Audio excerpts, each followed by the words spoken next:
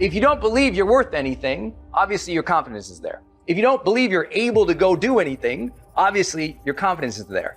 Psychologists often call this self-efficacy, right? You just don't feel like you can, be efficacious or be a person who gets things done in the world because you don't believe in your ability. And last, confidence has a lot to do with your perception of where you'll be in the future. If you think you're gonna be broke and a loser in the future, obviously you're not gonna go for it today.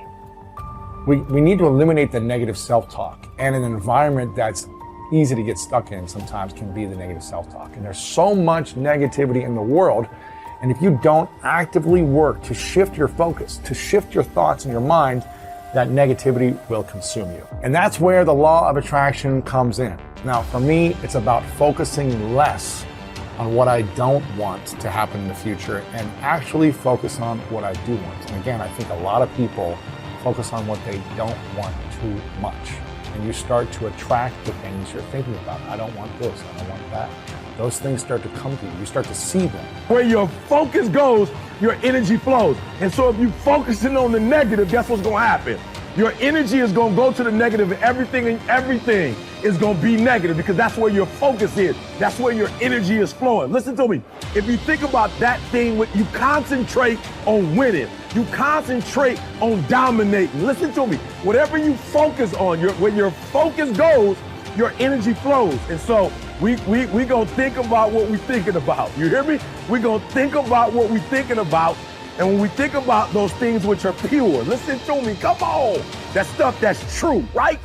Whatsoever things are pure, whatsoever things are true, whatsoever things are lovely, whatsoever things of a good report. Are you hearing me? Meditate on this stuff. Focus on this stuff. It don't mean negative things won't happen, but we're not focusing on it. Are you hearing me? It don't mean that negative things won't transpire, that as you go through the day, something bad won't happen, but we're not going to meditate on it. We're going to focus on what's positive. We're going to focus on what's good, right? And when we focus on that, that's where our energy is going to go. And what's going to happen is the outcomes are going to reflect our thinking. Instead of focusing on what's wrong with you, start focusing on what's right with you. You may have weaknesses. You've made mistakes. We all have. But there's a lot more right with you than there is wrong with you. Dwelling on the negative doesn't help you to do better. Beating yourself up for past mistakes doesn't move you forward. The better you feel about yourself, the better you'll do. The more you like yourself, the further you'll go. You can't give away what you don't have. If you're in turmoil on the inside, mad at yourself, critical, condemned, that's what you have to give. If you're hard on yourself, you'll be hard on others. If you don't forgive yourself, you won't forgive others. If you don't get along with you, how can you get along with your family? The best thing you can do is start being for you. When you love yourself, then you can love others. When you're kind to yourself, then you can be kind to others. It starts with you. Well, Joel, I have all these faults, these weaknesses. Once I overcome, once I learn to control my temper, be more disciplined, quit saying things that I shouldn't, then I won't be down on myself. If you're waiting to perform perfectly before you feel good about who you are, you'll be waiting your whole life. You have to accept yourself while you're in the process of changing. Our mind is the control tower of our life. Whatever happens in our life starts right here. All of our decisions are there. And the truth is, whatever we are today is the result of what we've been thinking about all those years. The Bible says, as a man thinketh in his heart, so is he. So if you don't like what's going on around you, maybe you should ask yourself the question, what am I thinking about? What do I think about myself? What do I think about other people? Because what we think about is really what controls us.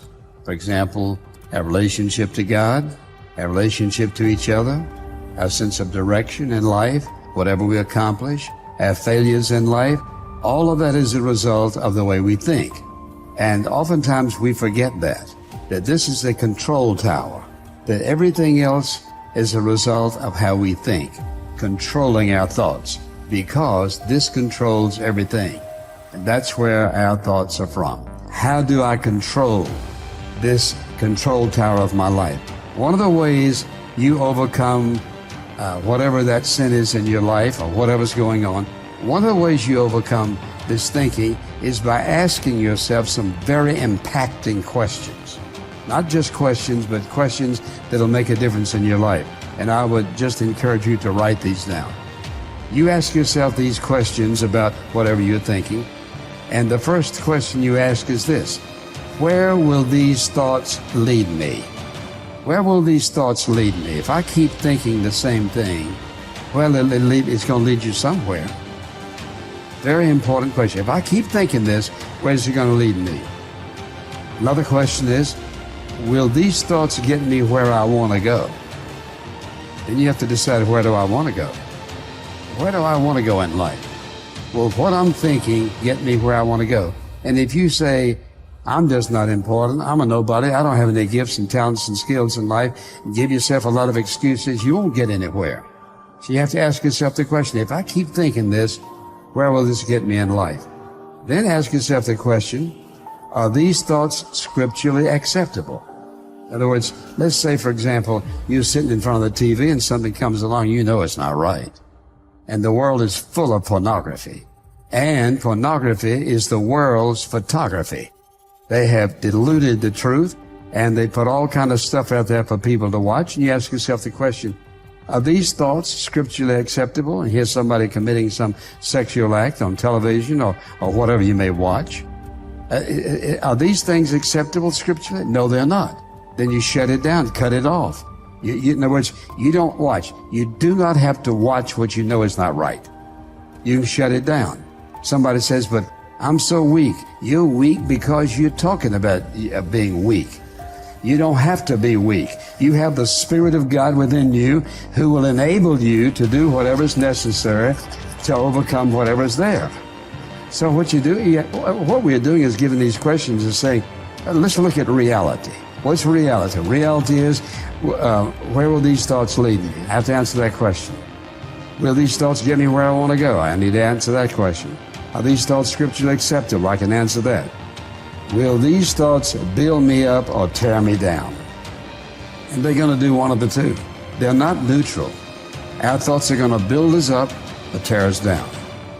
When you sit through this message, these thoughts ought to build you up, not tear you down. When you look and listen to stuff that you know is not right, ungodly, unscriptural, sensual, whatever it might be, you know the real truth is they're going to tear you down spiritually. So you have to decide whether you're going to watch, look, or listen to your friends or whatever they're saying, because they're going to have some impact in your life. And then, could I share these thoughts with someone else? Whatever you're thinking, could you share it with somebody else? Or is that one of those thoughts that, no, you couldn't? And then, where did these thoughts originate? And some thoughts did not originate with the Word of God. They did not originate in heaven.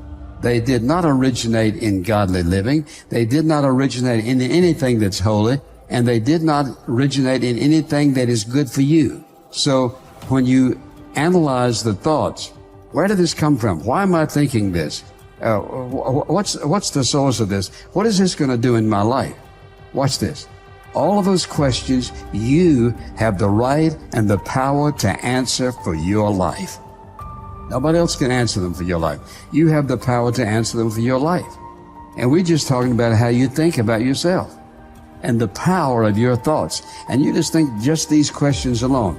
And then the question is, do I feel guilty thinking these thoughts? Well, you know the answer to those things. You know, for example, if you thought about taking something that didn't belong to you, how would you think about it? You should feel guilty. If you don't feel guilty, you have a major problem. Then you need to think a little deeper. Have I ever been saved? What's going on in my life? So we said your thought life is in your mind. This is the control tower of your life. And because it is, we make the decisions and we suffer the consequences, or we glean the blessing of making right decisions in life. Whether it's about money, or whether it's about marriage, or whether it's about sex, or friendship, relationship. Here's where it all starts.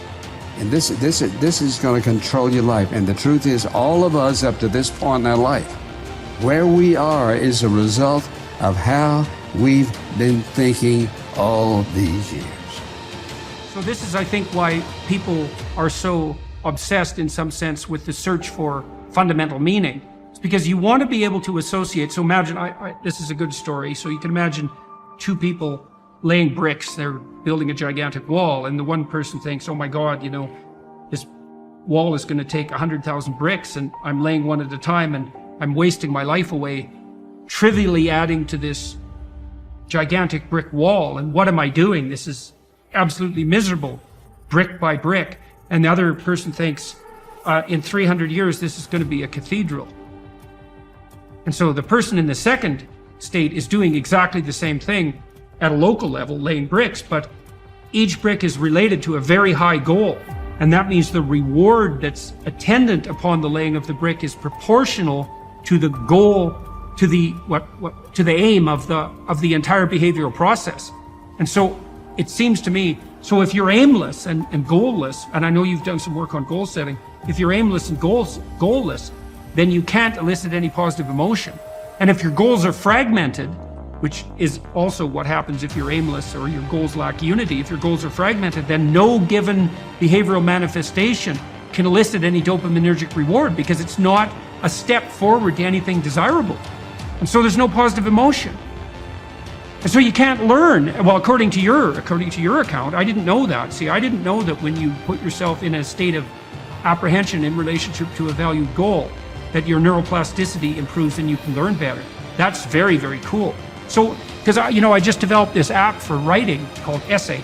And one of the things we do, we tell people that when they sit down to write an essay, that's the most important thing you have to do is you have to have a question in mind that you regard finding the answer to as worthwhile. Otherwise, the whole exercise is a lie. So even if you're assigned a topic, you have to find something within the topic that grips you and provides you with the motivation that's appropriate to move forward with the essay, with the attempt. And it is a lie otherwise. You're wasting your words. You're engaging in futile activity. And you're going to write something dull and terrible, and it's going to frustrate you and bore you while you're doing it. And that's because your own nervous system is telling you that you're participating in something that you have no belief in. And so, but if you're gripped by the questions, like, God, I really want to answer this question, it's like, well, you're in a perfect condition to begin to write an intelligible essay because you actually want the answer. And then the writing exercise is going to be gripping because you're grappling with a real mystery. And that's so cool if doing that also puts you in a state where you're much more likely to learn, which makes sense, right? Because if you're doing something important and you seem to be moving forward, that's a really good time to learn.